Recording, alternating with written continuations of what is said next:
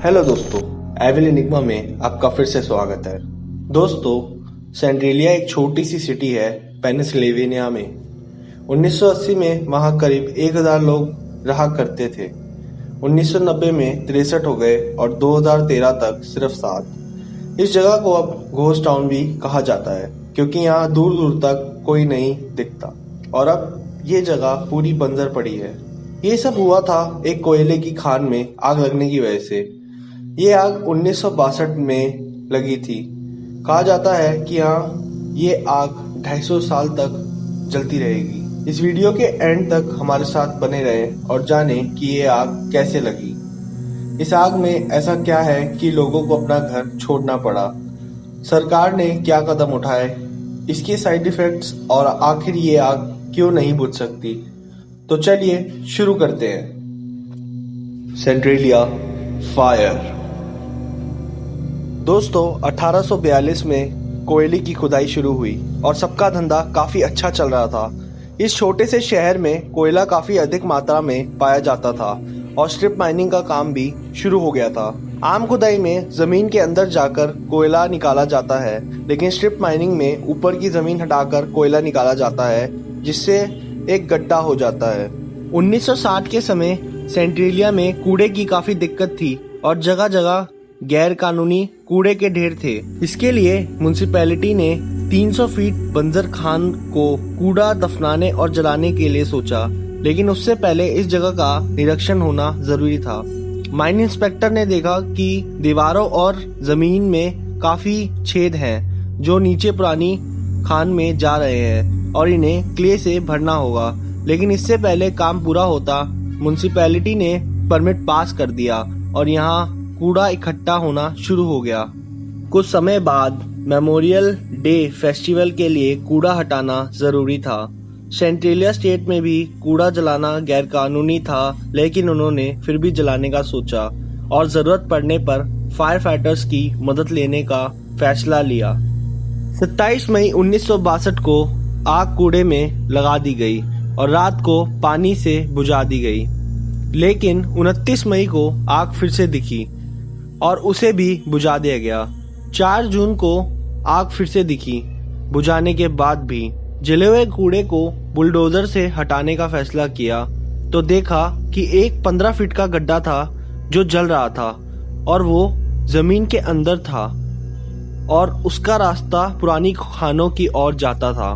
कूड़े को बिना हटाए उस पर मिट्टी डाल दी और उन्हें लगा कि सब ठीक हो जाएगा, पर वह नहीं जानते थे कि एक गड्ढे की वजह से आगे क्या हो जाएगा। 1 महीने बाद कूड़ा अपने आप जलने लगा और लोगों ने कंप्लेंट करी।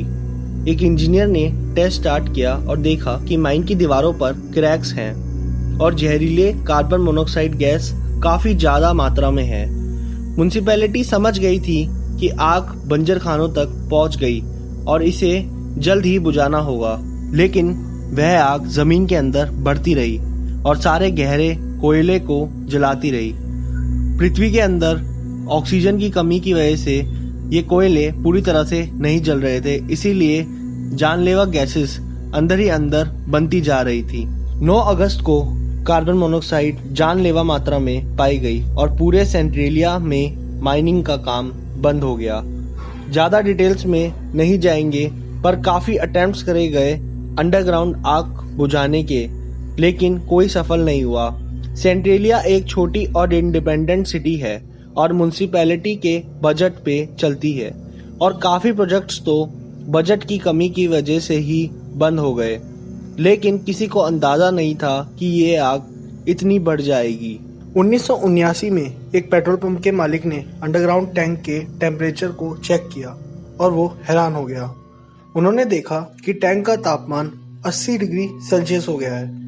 कार्रवाई फिर शुरू हो गई और आम जनता घबराने लगी क्योंकि जगह जगह पर गड्ढों में से भाप उड़ रही थी जो कि काफी जानलेवा थी।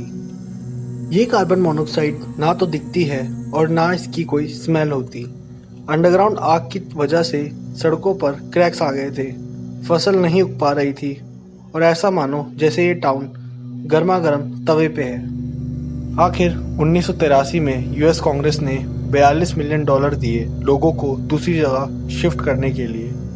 लोगों को टाउन से बाहर लाया गया, करीब 500 बिल्डिंग्स को तोड़ा और 2002 में वहां का पिन कोड भी रद्द कर दिया गया। अब ये बस एक घोस्ट टाउन रह गया है जो अंदर से जल रहा है, बिल्कुल नर्क की तरह। आपके दिमाग में सवाल आया होगा कि आखिर ये सिर्फ अंडरग्राउंड आग ही है और अमेरिका ही क्यों नहीं अपने फंड से इस आग को बुझा देती। उल्टा ये कुदरत को नुकसान ही पहुंचा रही है। दोस्तों, इस हादसे में हमारे पास बस सवाल ही सवाल है, उत्तर नहीं। जैसे कि अभी तक किसी को भी नहीं पता कि ये आग कितनी बड़ी और कहां तक फैली हुई है। सेंट्रेलिया खुद 155 एकड़ का है, पर माना जाता है कि आग पृथ्वी के अंदर 3700 एकड़ तक फैल गई है और बढ़ती जा रही है। एक और कारण है कि इधर काम करना मुश्किल क्यों है। 1929 के स्टॉक मार्केट क्रैश के बाद कंपनीज लुट गई थी और कई बंजर खानों को बिना किसी पिलर सपोर्ट के छोड़ दिया गया। इसलिए किसी भी खान में कोई इंसान या मशीन नहीं जा सकती और कोई काम नहीं हो सकता। कोई भी प्रोजेक्ट गारंटी नहीं देता कि आग बुझ जाएगी। सतह के अंदर किसी को नहीं पता आग किधर है। ऐसा मानो जहां जहां जमीन है वहां रिस्क ही रिस्क है। 750 डिग्री में बिना हवा के जलता हुआ कोयला जब ऊपर पूरे शहर को खाली कर सकता है तो ना जाने उन खानों के अंदर क्या होगा।